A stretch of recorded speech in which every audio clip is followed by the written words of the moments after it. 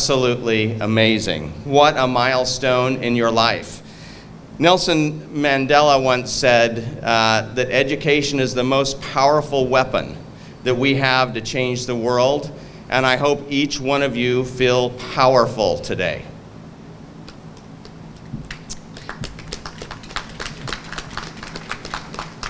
You know, at this point in the ceremony at the University of Utah, we have a little tradition, and the president raises his hands like this and says something like, actually these are precise words, "Welcome to the Society of Well-Educated Citizens."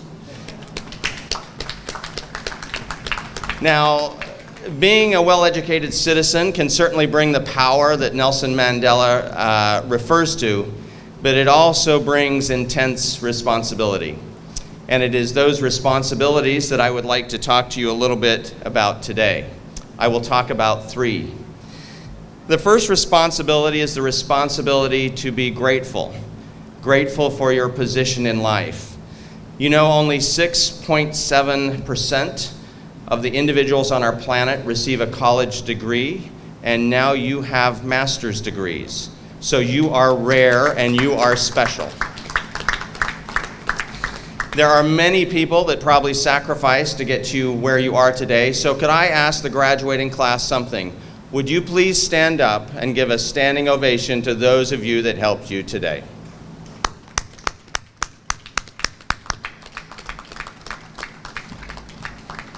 That wasn't quite loud enough. Can I hear it a little bit louder? There you go. Lovely. Thank you. Now, being grateful as you were right now probably gave you a good feeling. You feel like an extraordinary person, which you are. I don't want to take that away from you today. But you know, gratitude is a very, very curious virtue. Not only does it make you feel good when you express it, but I would like to argue that it is the way that you will view and see opportunities in the world. Without gratitude, you will miss out on a lot of your future. Perhaps I could illustrate this with a simple story. It's one of my favorite stories. It is fictional. It was written by a South American author by the name of Gregorio Fuentes y Lopez, and the story is titled A Letter to God. Lencho was a poor South American farmer who raised corn. About 2 weeks into the growing season, as the corn was about a foot high, a violent storm arose in the south and destroyed all of his crop, and hence all of the money that he would have to support his family for a year. He was devastated. He looked at his wife and his children and decided that he was going to go to town. It took him a week to walk into town, and when he got to town, he walked into the post office and he asked for a piece of paper, a pencil, an envelope, and a stamp. And on that piece of paper he wrote, "Dear God, a storm has destroyed all of my crops. Would you please send me $100 so that I could take care of my family for the year?" He put it in the envelope, addressed it simply to God, handed it to the postal workers, and walked out. Now you can imagine what the postal workers thought at this point. At first they began to laugh violently. And then they decided that maybe they should open that letter. And as they opened it, they read of Lencho's plot, and they decided they needed to do something for him. And so the poor postal workers, who had nothing themselves, gathered all the money they could, and they put it into the envelope. 2 weeks later, Lencho returned to the post office and asked for a letter, to which all of the postal workers gathered around the opening and handed him the letter, waiting for him to see what his response would be. Lencho opened the letter. He counted the money. He returned to the postal window and asked for a piece of paper and a pencil. And on that piece of paper he wrote, "Dear God, these postal workers are thieves. They've taken 10 of the $100 that you promised to give me, because you see there was only 90 in the envelope." Now you might be a little bit surprised at Lencho's response. And in fact, it was one of ungratitude. And in fact, left unchecked, that ungratitude turns to bitterness because we haven't received what we think we deserve in life. And that bitterness suddenly shuts down your window to opportunity because you cannot see the many things and blessings you have been given. The ability to express gratitude is always the ability to recognize that there is something and someone bigger than you helping you out in life. So remember, always, always be grateful.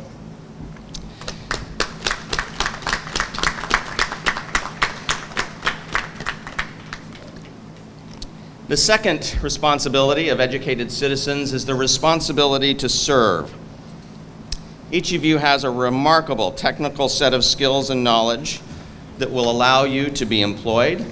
You will not suffer throughout your life the ups and downs of economies because of your education. You will have more opportunities than you can even imagine. You will have opportunities for individual success. But I will tell you, at the end of your life, it won't all be about individual success. It will be about the difference you made in the lives around you, in your communities. So I want to tell you the story of one of my graduates, Andy Valdez. Andy was born in a difficult neighborhood of Salt Lake City, Utah, where I come from. He was born to a single mother, a broken home, and by his own admission, did not have much of a chance in life. At 11 years old, he was selling newspapers on the corner to try to keep his mother alive with the small, meager cents that he was selling those newspapers for. And on one day, he noticed a businessman walking by with a newspaper under his arm, and in Andy's own words, I was very obnoxious. I said, "Hey, mister, why do you not buy a newspaper from me?" The man ignored him. But to Andy's surprise, came back the next day carrying a tennis racket. And he looked at Andy and he said, "Young man, if you will come learn to play tennis with me, I will buy a newspaper from you every day." That man's name was Jack Keller. Jack owned a printing company in Salt Lake City, Utah, and that moment changed Andy's life. It took Andy out of a small 9-block neighborhood and began to show him the world.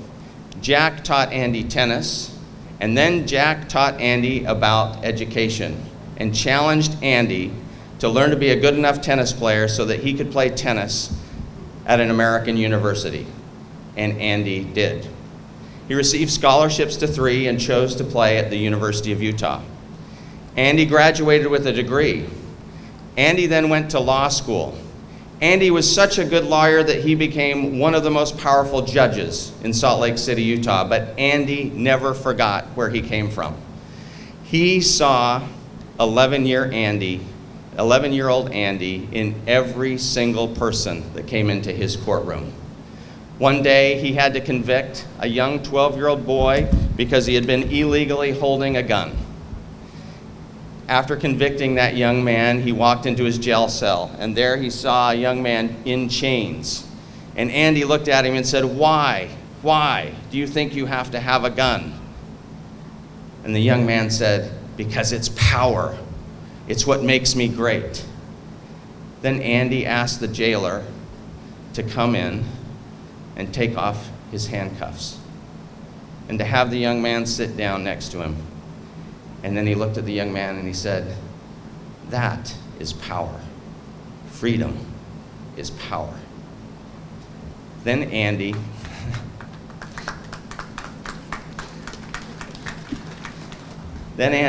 began to mentor the young man. He got him a tutor. He got him through high school. The young man didn't go to college, but he never came back to the juvenile justice system. After that, Andy started a remarkable program called The Village, a set of mentors that actually went out and got small children that were coming up through bad neighborhoods and got them education. Andy is one of our greatest alumni because he decided to serve. He recognized that his education put him in a spot where he could do something more than just be a judge. He was a great community leader. Can I give you one more remarkable chapter in Andy's story? Andy lost track of Jack Keller, the man that taught him how to play tennis. In fact, lost track of him before he even went to college. He said for many years he looked to find Jack and never could.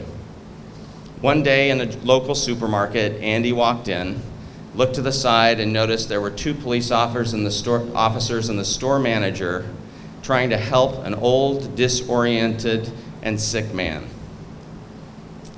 Andy decided to go over and see if he could help. And as he looked at the man's face, he said, "Jack, is that you?" And it was. Jack had fallen on bad favor in life. His businesses had gone bad. He had been left with nothing. And at the end of his life, Andy Valdez took his mentor, Jack Keller, in and cared for him until he died. I hope that you will serve. The final responsibility I want to talk to you about is the responsibility that you have to lead. Now, some of you will say, I am not a leader. There is no way I want to lead. How can I lead? But you can. You can lead in your families. You can lead in your communities. You can lead at work. You can lead in this nation. You have to have the courage to be able to do that. Leaders step in the gap when no one knows what to do. You yourselves may not know what to do, but you can lead. Two companions left on a hike one day to visit the house of one of the wealthiest individuals in the country. He had an estate that was enormous. It spanned acres and acres and miles and miles. Only one day a year did he allow guests to come, and that was that day. And our two companions decided they were going to go see that incredible estate. They had a remarkable tour. As the tour came to an end, that wealthy man took them up onto a hill to the top so they could look over all they had surveyed that entire day. And there was a swimming pool. And in that swimming pool were 100 crocodiles. The two companions asked a simple question: why in the world are there crocodiles in your swimming pool? And the man said, to remind me how difficult and dangerous life has been, but also to remind me of the courage it took to get where I am. And so I issue a challenge to anybody that visits this house on this day, that if you are willing to swim across this pool of crocodiles, I will give you whatever you want.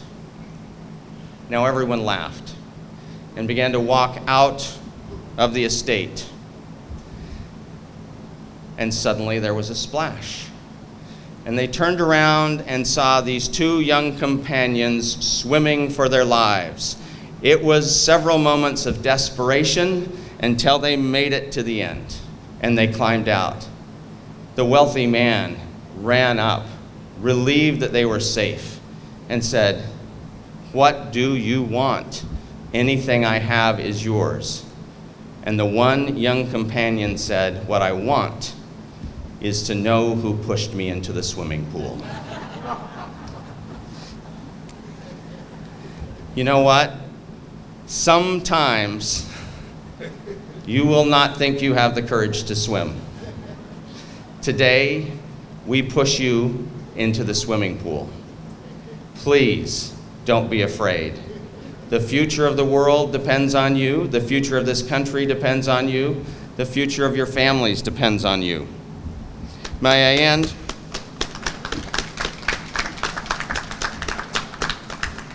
May I end with a quote by Ellen Sirleaf Johnson, a Nobel Prize laureate from the country of Liberia. "The size of your dreams must always exceed your current capacity to achieve them. If your dreams do not scare you, they are not big enough." I hope that your dreams scare you. I hope that they scare us. Please, go lead. Congratulations.